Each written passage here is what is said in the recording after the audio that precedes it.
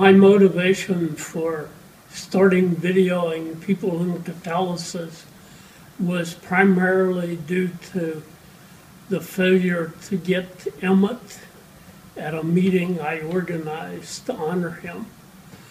Then when I came back, I failed to get Leonard Drake, who was the discoverer and inventor of the mercury porosimeter, and that really motivated me to get started, so that with the help of Maurice MICHEL, who was president of the North American Catalysis Society at the time, I was able to get the equipment, and that was in 1987. Unfortunately, I do not have a video or a movie of the person the first award is named for, Eugene Houdry. He was a pioneer in catalytic cracking and developed his process at Paulsboro, New Jersey. He left Houdry about 1950 and went on to form OxyCat, and he's shown a picture of him with his auto exhaust catalyst.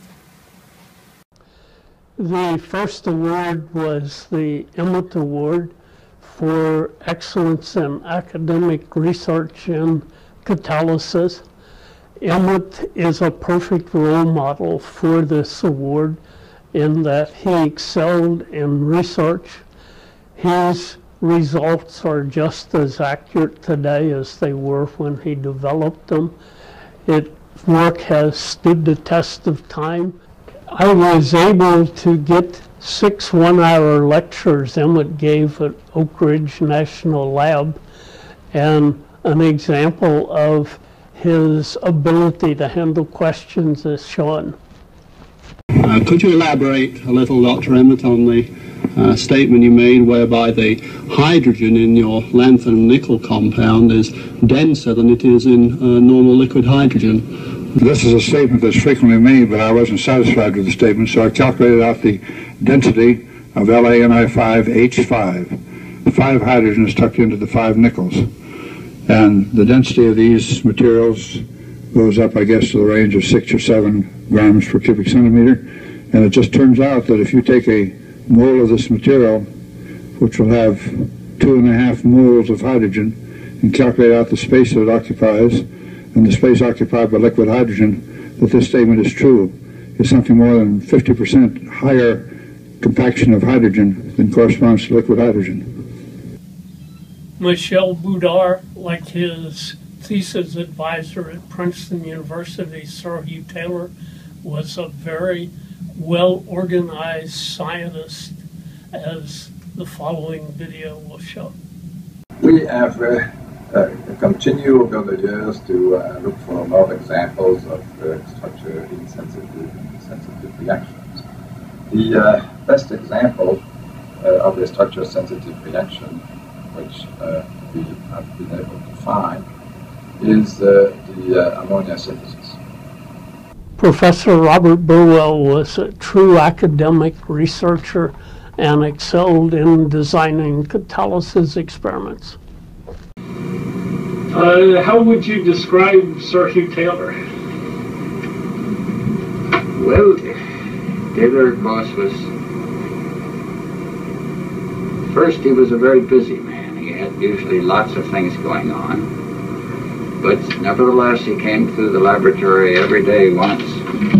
And the standard graduate student view was that if you could show him a graph, he would be happy. Frank CIAPETTA moved through several industrial positions to become Vice President of Research at W.R. Grace. As President of the Catalysis Society, he was involved in organizing the first North American meeting. The following video of some of Dick KOKES' students illustrates the impact that he had on them. It's pretty gifted to be a TA in that lab. Mm-hmm. I mean, you had to be able to handle glass blowing, and it was an experience.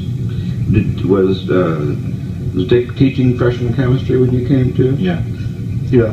Yeah, I thought that the most interesting rule that he had to ensure that students, TAs graded these things properly was to,